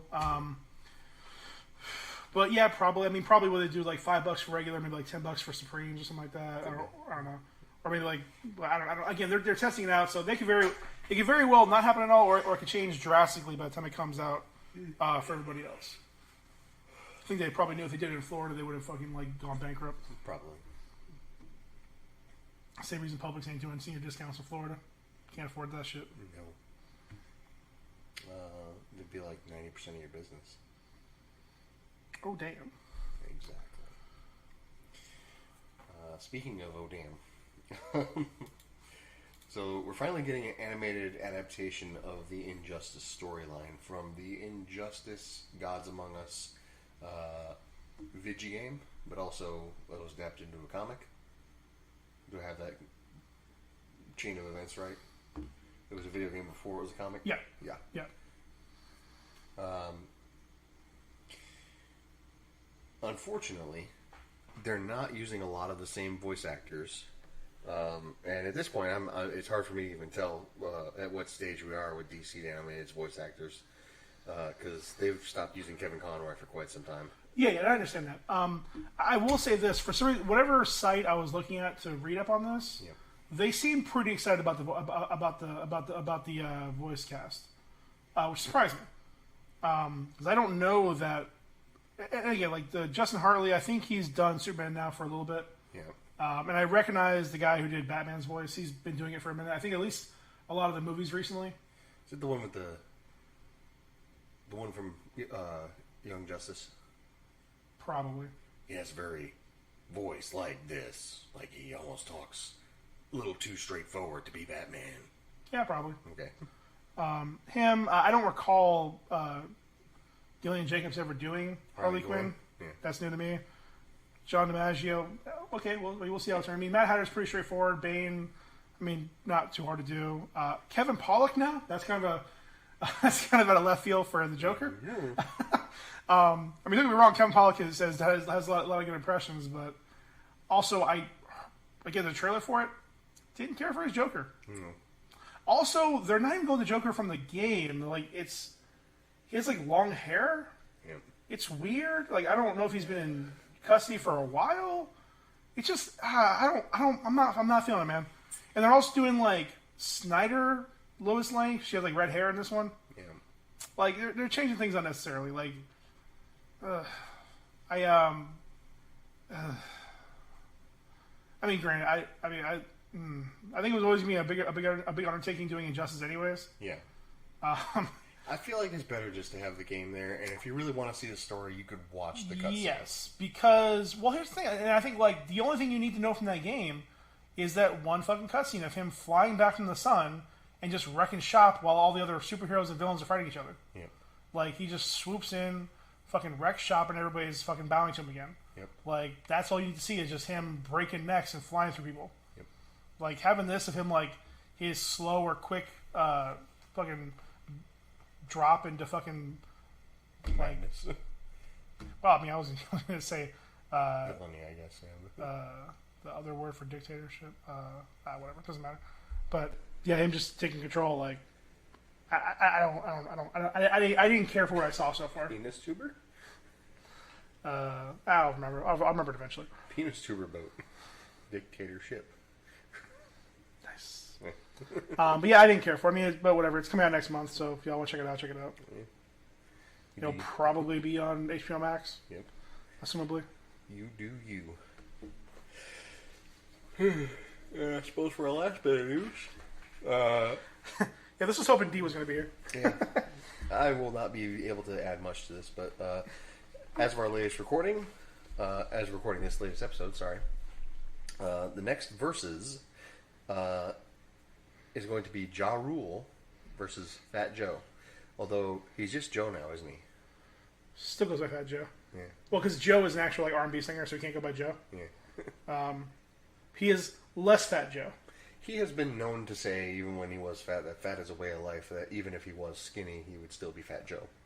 But listen, good for him. He didn't go the same way as Big Pun did. yeah, Good for him. yeah, managed to stay alive. So you titled it "Battle of the Forgotten 2000s MCs." Yes. Certainly, Ja Rule. I think hard to say who has the most hits in this one. For his time, I'd say Ja Rule. Maybe over the long haul, Fat Joe. So here's the thing. Here's where I think it breaks down. Again, I could be wrong. I was never a huge fan of either one of these guys. Yep. Number of singles they're on. Yep. Fat Joe probably has, but only because he has so many goddamn features. Yeah. And he's just been like slowly like a small hammer to a small hammer to a testicle, just for fucking 20 years, just always in the background. Even when he's like every couple of years he'll come up with something. Andy Dufresne was a quiet man. One thing you have in prison is time and pressure. Whereas Ja Pressure, Rule, pushing down on you, pushing down on me. No man asked for. Ja Rule, I think the best comparison for Ja Rule is probably Nickelback. I suppose so. Is that he for a 1, 2, 3 year period, the biggest act Yep. in his genre. Ja Rule, as much as I hate to admit it, dominated the charts. Yeah. He made people famous by being on his album. He helped co-sign Jennifer Lopez. Yep. That's how big he was at one point. He helped legitimize Jennifer Lopez in music. Murder Inc. Murder Inc. He brought on Sierra. He brought on a bunch of people. Not Sierra, sorry. Ashanti. Ashanti, that was it. Sorry, Ashanti. And yeah, I'm ridiculously of Murder Inc. It's murder. Yeah. So for like a short period of time, he killed it. Yeah. I mean, he was the guy. Like, if you wanted a cosign, like that was the guy to go to for like a year, 2 years, 3 years. He had 2 albums that were gangbusters. And then just like Nickelback, at some point people were like, "No, it's just corny, fam." Yep. Like, I don't know if it was because of DMX. I don't know if it was because of 50 Cent. I don't know. I'm not sure when that happened, what caused it specifically. Yeah. But he, and again, maybe it was partly it was him too, because he did a lot of the last part of his ballads. the love ballads was Yeah. started to kill him. Like all those all those duets with Thugs Ashanti Need Love and Too. That's what it was. Thugs Need Thugs Love Need Too. Love Too. Yeah. But yeah, I think Nickelback is probably the best analogy I can give for that. I agree. Where you go from the top to the bottom, like When that. Nickelback was good, they were very good. I was singing at a karaoke the "Figured You Out" song, and like that song is fucking dirty. Like, I like your pants around your feet. I like the dirt that's on your knees. I like the way you still say please while you're looking at me. You're my favorite damn disease. Yeah, Like, that song was a fucking raunchy ass rock song. and within like 1 year, they go from that to Photograph, and all of a sudden everybody jump a ship. Like, Yep. and in the middle is Animals. Yep. Yeah, that one was a fun song too. And Just banging in a car. yeah, and now, I mean, most kids nowadays only know him because he's late to Firefest. Yep. So like, I if you're looking at just core like only the songs he created, Ja Rule probably wins it. Yeah. Because like, and that first album especially, like I still see that video of him like on the beach in Rio, like fucking holla, like fucking all those like this fucking good shit.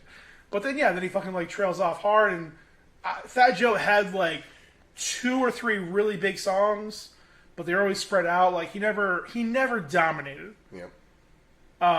You know, like he had like that one song. Like, forgive me for forgetting it, but he had that one song that he remixed like 15 times. Yeah. That was like his one song, like his fucking one song that helped keep him alive for a few years until he had made more albums. Then he lost weight. Then he did like cover of some other shit and all the way up. Wasn't a cover, All but he the did that way shit up. all the way up. Like that's what helped bring him back for this generation.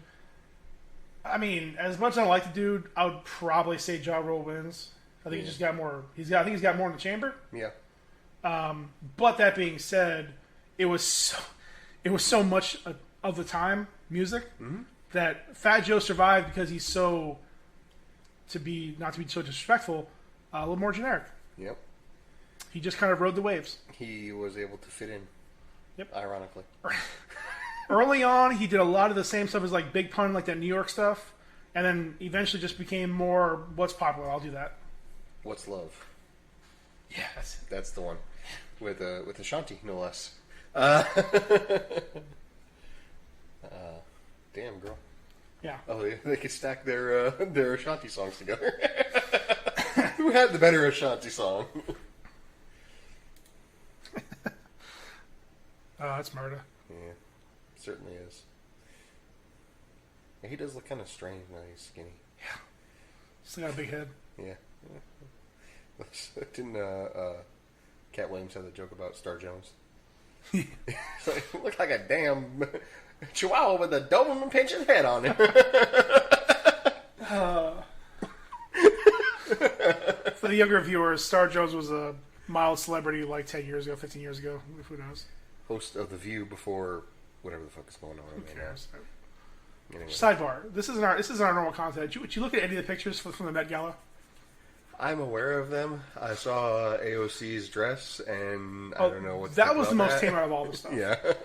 So the Met Gala is always where people go, and it's more of a I saw Megan Fox's it's get up. like, yeah, nice. Yeah. She looked even better. She I think more recently wore like a I think almost maybe it wasn't recently, but I think that, like they brought up a picture of her because in some event recently, one of the Jenners wore the kids, not the old ass lady, wore this like wet dress, and they showed a picture of Megan Fox also wearing a wet dress, and she was fucking fire. But yeah, it was so. It's a thing where like celebrities and mild celebrities would just wear these ridiculous outfits, like things you would never wear in real life. They wear them just because it's just like let's see who could be the most memorable. And there's just like these stares, and again like it became a meme. Like if you look it up, like a bunch of memes of like Kim Kardashian being a Death Eater. Yeah. That's the one I was looking at. Where it's just like an all black dress. Yeah, you got that. Even like just a bunch of them wearing ridiculous shit. They had. Funny enough, like Megan Thee Stallion was probably the most like traditional like outfit out of everything there. Because again, like when you're wild 24/7, you must bring it down to stand out. One of my personal favorites had to be Lil Nas X. I was about to say. He comes out in this giant fucking like cartoon coat, like King's like regal ass fucking like massive like overcoat. Takes it off. He's wearing a fucking like shiny ass gold armor, like knight's armor. Takes that off, and he's wearing a David Bowie inspired fucking bodysuit. Like it's just insane. All the shit all the steps he goes through. I loved it. That dude is doing some shit. I love it. Fucking rich people. Well, and funny enough, like that was one of the another reason why I want to bring it up was we've had this conversation before. Yep. There was a lot of conversation going on the internet because this is the first year in particular that it's been very noticeable the growth of the TikTok and YouTube celebrity. Previous years, and again, even you saw there, like Mary J. Blige is still going, Sierra, and all these people, like Venus, like the Williamses, all these people who like really haven't done shit in a while. Jared Leto's carrying around a head. Probably. Oh yeah, Frank Ocean had like a robot baby. Oh really? Yeah, you'll see him. But yeah, like there was a bunch of like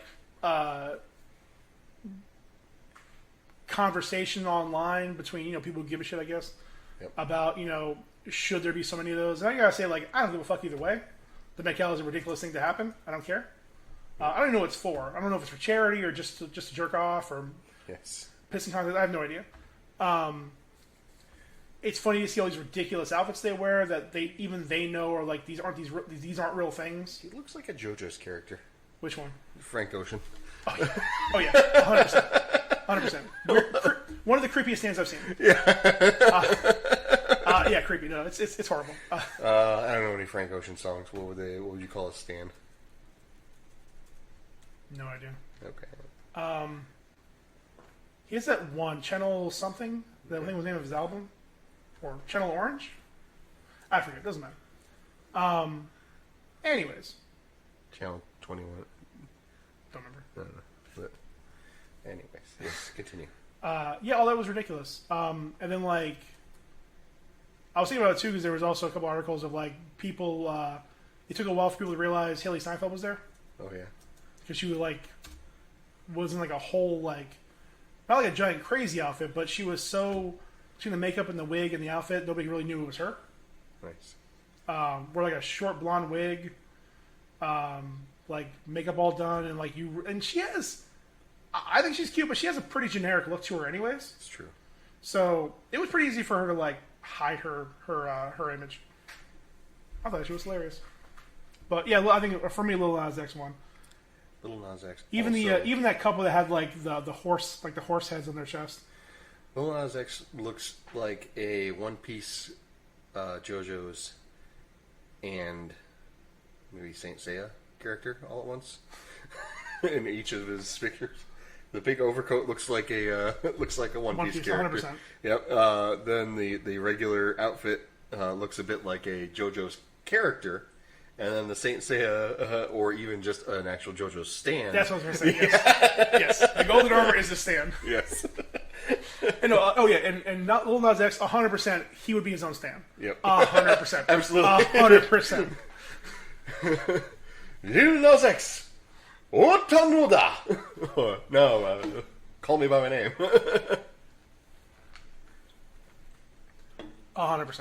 Yep. But yeah, when you get free time, flip through the pictures. They're every once in a while they're really fucking funny. That's what I've been doing. Even like Dan Levy, like he has, or Daniel, yeah, Daniel Levy. He has his is pretty funny. But there's a bunch of them in there. I think I got pulled in because I was going through the random news and like, even before like the Death Eater costume and Lil Nas X, for some reason there was an article about Kamala's stepdaughter being there with her partner or friend or somebody, and like that brought me down the rabbit hole of everything else. No joke, when you said Kamala, I immediately went to Kamala Khan. But Sorry, Kamala. Kamala Harris.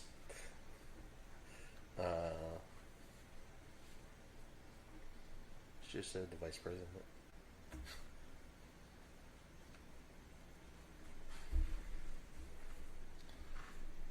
Sorry, I'm just.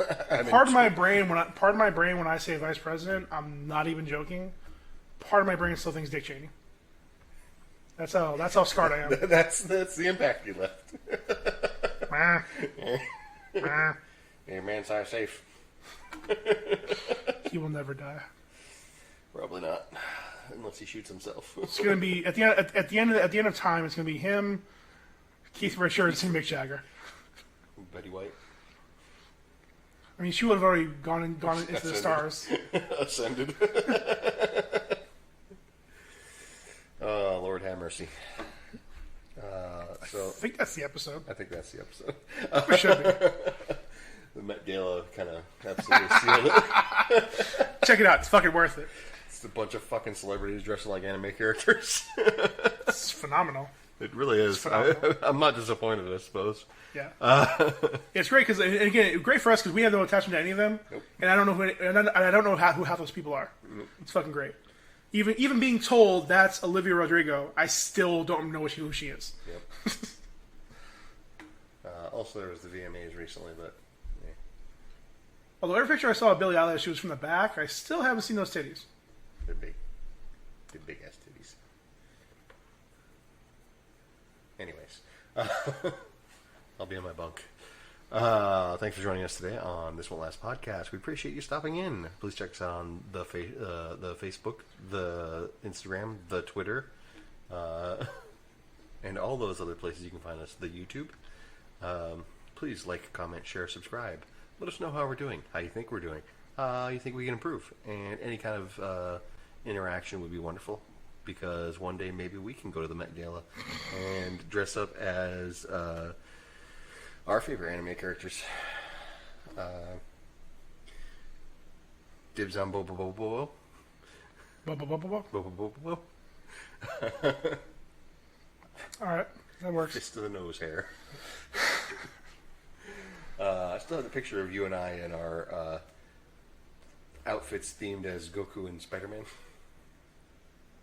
No. Anyways, that's the episode, I guys. found that in one of my things. And I was just like, this is too dumb and cheesy to throw away. So I immediately put it up in one of my things. Yes, that's the episode. Thank you for joining us. Bye. Bye. Bye.